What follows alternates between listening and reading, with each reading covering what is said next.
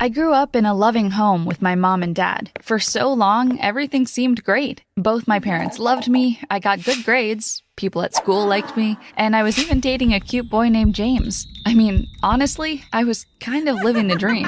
And then I entered high school. I started drifting away from my mom because she started being secretive and weird. She quit her job and I never found out why. When I asked, she got teary-eyed and walked away from me. Some nights she slept on the couch. And some nights, I even caught her up in the attic, moving old boxes around. It was really confusing. By the time I was a sophomore, I could hear her and my dad fighting with each other every night through the walls. It made me feel unsafe and super uncomfortable. One night, my dad left for a business trip. I hate to say it, but I was relieved. My dad was my hero, and when my mom acted weird, he was there in ways she wasn't. But him being gone meant no more fighting, so I was excited. Or should I say, I was excited for about an hour. An hour after he left, I heard the front door fly open and heavy boots rush into the house. I crawled out of bed and walked downstairs to see the absolute last thing I would have expected.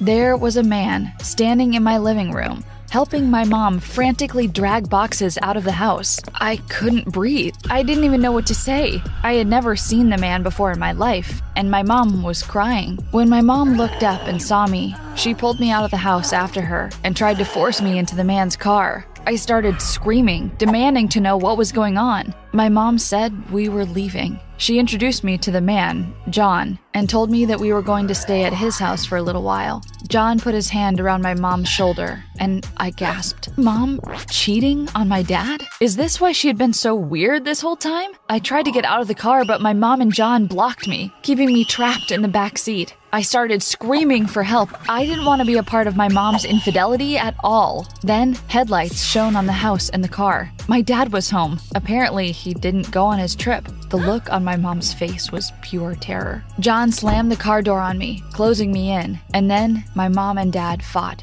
I couldn't hear what they were saying, but eventually the cops arrived and dragged my dad away. From that point on, my life was a nightmare. The cops took my dad for being aggressive during the fight, but I honestly felt bad for him. Before I knew it, I was living with my mom at John's house. And I did not like John at all. He didn't try to get close to me. He barely even talked to me, but he was all over my mom constantly. He was basically obsessed with her, and it made me super uncomfortable. My mom explained to me that she was sorry, but this was what was best for us. I told her I just wanted to be with Dad, but she just wouldn't listen to me. Every time I tried to call him, my phone wouldn't go through. I didn't understand where he was or why he wasn't answering me. This went on for a couple of months. I spent most of my time with James, my boyfriend, but even he thought the situation was sketchy. He told me he had weird feelings about John. John had even warned him to be careful around me or bad things would happen. That sent shivers down my spine. I was just trying to keep my sanity in this insane new world. One night, I woke up to music playing in the front yard. I opened the window to see my dad standing in the grass, blasting music out of his phone and telling my mom and I to come out. I tried to run out to see him, but John stopped me in the hallway. He grabbed me and threw me over his shoulder, pulling me, kicking and screaming back into my room. He held the door so I couldn't get out. My dad walked away after John yelled at him. I didn't understand why, and I was so hurt. Every time I tried to talk to my mom or John about it, they would fight with me. I was fed up. Things with John and my mom got worse and worse. It felt like it was all about them, and I was just a burden. When they left for a business trip, I was honestly relieved. For once, John was decent. He gave me the keys to his car and told me to just relax by the pool all week. Of course, I invited James over to keep me company. We had a great time together. One day, I decided to dip in the pool and relax. James didn't swim, but I think he definitely enjoyed the view anyway. But about halfway through swimming, I started to feel horrible. My vision was blurry, and my stomach was throbbing with pain. When I looked at my hands, they didn't even seem like mine. I tried to stay above water, but I started to completely black out. The last thing I saw was James's panicked face. When I woke up, I couldn't believe my eyes. I heard beeping all around me, and doctors that sounded panicked. I touched my face and realized there were tubes in my mouth, and there was cloth over my eyes. What had happened to me? Had I drowned? Had I had a seizure? It was then that I realized how much pain I was truly in. My insides felt like they were on fire. I tried talking or crying, but I couldn't. I had to just lay there until I finally knocked out again. My life was like that for days. I couldn't see. I could only hear as I drifted in and out of consciousness. At times, I could hear James at my side, reading to me or telling me he loved me. Then it would be my mom and John. Honestly, having John nearby made me wish I would just pass out again. On one day, I actually heard my dad try to enter the room. Him and my mom got into a massive fight. She was screaming at him to get away, and he said that with me injured, I needed both of them to work together to help. My dad was right. There's nothing in that moment that I wanted more than my dad.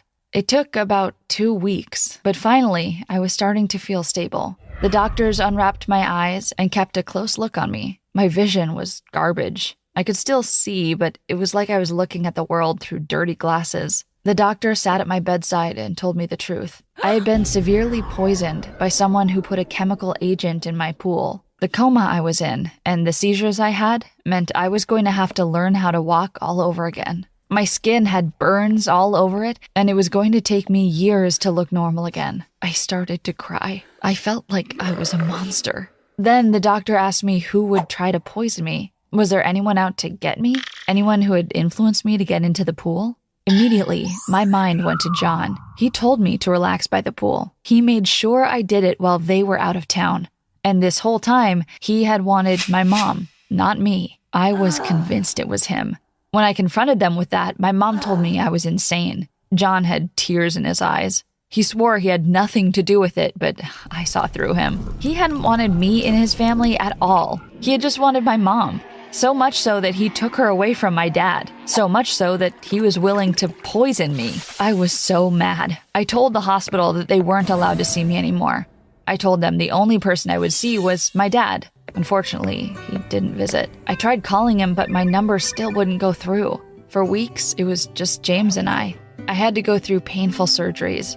I had tubes in almost every part of my body, and I couldn't even walk myself to the bathroom. The doctors even had to shave my head for one of my surgeries. It was horribly embarrassing. And once I was nearing the end, James stopped showing up. I went to my physical therapy appointments alone, with tears in my eyes. When I texted James, I got no response. When I looked at his social media, I realized I was blocked. Just like that, I was completely and totally alone in the world. Or so I thought. I really lucked out with my physical therapist because he was a hottie. A smoking hot babe of a man. His name was Miles, and when he saw me crying, he wiped my tears. It wasn't long before we were hanging out after physical therapy. My hospital stay was coming to its end, and I realized I had nowhere to go. I was freshly 18, my mom had cheated and run off with a guy who tried to poison me, and my dad was absolutely nowhere to be found. I'm not proud of this, but for a few days after my release, I slept in the park on a bench.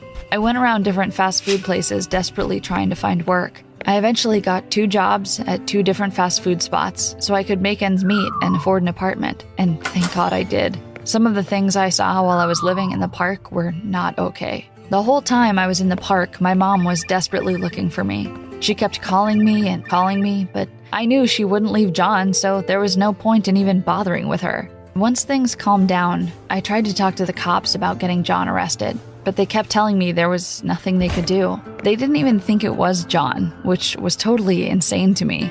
I was heartbroken, but as time went on, Miles was there to help me. He saw me at my worst, and he was there for me through all of it. He moved into my apartment, and for a while, my life was stable. I would get random, creepy calls from my mom and John every once in a while, but the horror of him trying to poison me started to fade into the background. Then I got some incredible news. I was pregnant. After all I went through, I was going to have a baby with a man who loved me, and everything seemed right in the world. Except I still felt like I was missing something. I knew I didn't want my mom involved with the baby, but I definitely wanted my dad involved. When I was about 7 months pregnant, I went on a mission to find him. I visited all the old places he used to go. I called all of his old friends. I even went to my old house and asked the owners if they knew where he was, but there was nothing. I started calling all the hospitals trying to reach him, and that's when I really started to worry. Had my dad been hurt? Was he homeless now? Finally, I called the last hospital on the list, and they told me that he had been in their custody for over a year. But it wasn't a normal hospital. It was a psychiatric hospital. Had my dad been so torn up about my mom cheating, he had lost his mind? I drove over to the hospital as fast as I could. When I saw my dad, my heart broke. He was skinny and scared looking. When he saw me, his eyes lit up and he hugged me. We talked about the good old days, and he rubbed my belly, telling me how proud he was that I was going to be a mom. I told him I wanted him to be a part of my life and asked how he ended up here. He told me my mom had had him committed after she cheated on him and the doctors wouldn't let him go. I couldn't believe it. I promised him I would sign him out. He had raised me for almost my whole life. Now it was my turn to repay the favor. I told him he could come live with me. When I signed him out, the doctors tried to tell me not to, but I didn't listen. I know my dad, and I knew my mom was the real crazy one. My dad slept on the couch of our house, and he helped around a lot. He cleaned the dishes and cooked, and all around he seemed kind of normal. But whenever I mentioned Mom, he would get really upset. He took my car every night to drive to work at his job as a janitor at a local school, and having him around was a dream. Him being gone at night meant Miles and I had our own private time. But soon, Miles was eager to have him out of the house. He told me my dad creeped him out, and I didn't quite understand it. Miles told me my dad had said some weird things about family to him, but I kind of brushed it off until I couldn't anymore. One morning, I got in my car and it smelled disgusting. The back seat had empty containers of what looked like bleach. My heart was pounding, and I knew something was wrong. When I tried to pull out of the yard, a cop car pulled out in front of me. They put me in handcuffs and put me in the back of their car for questioning. I was so confused. Being 8 months pregnant at this point, I was terrified something would happen to my baby. When the cops sat me down, they were actually nice to me. They explained that there had been a cluster of poisonings in family pools around town in the past month. Poisonings just like the one that had happened to me. They hadn't happened in years, and suddenly, with my dad's release, they were happening again. I didn't want to believe it. My dad wasn't a murderer. He didn't poison people. Why would he ever want to hurt me? He could never do something so horrible. But about an hour later, the cops pulled my dad in, and they were carrying evidence behind them. My dad had poisoned the pool of a house right by the station, and they caught him red-handed. When they brought him in for questioning, John and my mom showed up. I was so terrified and confused that I hugged my mom. She cried and explained the truth to me. She hadn't cheated on my dad. My dad had been threatening to hurt her and me for years. When she left in the middle of the night with John, it was because it was her only chance to escape. I had been too young to realize how abusive he was to her. The cops finally got the truth out of my dad. He had poisoned the pool and I in an attempt to bring our family back together. He thought the tragedy would make us a family again, when in reality, it tore us apart even more. When he was released, he started doing it to families' pools, hoping it would make families more united and closer together. The logic made me sick. For the first time ever, I saw my dad for what he was, a sick, sick man. He was sentenced to jail for a long time, and I even testified against him. My mom and John are both in my life. I gave birth to a healthy baby girl. And although life has been weird, I'm thankful to have my weird little family. Storytime about how a stranger hunted me through a national park. I was camping in the middle of nowhere in Washington near Mount Rainier. Not the official campground, just way out in the forest where I wouldn't have expected to see another human for miles. One night, I wake up and hear something. I open my tent and was surprised to see a guy sitting where my fire had been, right outside of my tent. He looked like a regular guy, but he was sitting just a couple feet away from my tent, and it made me uneasy. I also noticed that he didn't have a bag or pack or anything with him. When he saw me open my tent, his eyes widened like he had just seen a ghost and he bolted off. It shook me to my core at first, but over the next day I managed to put it out of my mind. I thought to myself that it was just an odd occurrence and that guy was probably on drugs or something. I made myself believe that he had somehow managed to set up a camp not far from mine and it was just a coincidence. 2 days after this, I had hiked another 15 miles in totally random directions that nobody could take the same path as on accident. I was sitting by the fire that night and I started hearing noises. I was convinced there was someone there. I called out to them and out of the darkness, someone asked me, "Do you know how to get to Bell's Canyon?" I quickly said no and I don't even think that's a real place there. However, they kept talking to me from just out of my line of vision. It only got creepier from here.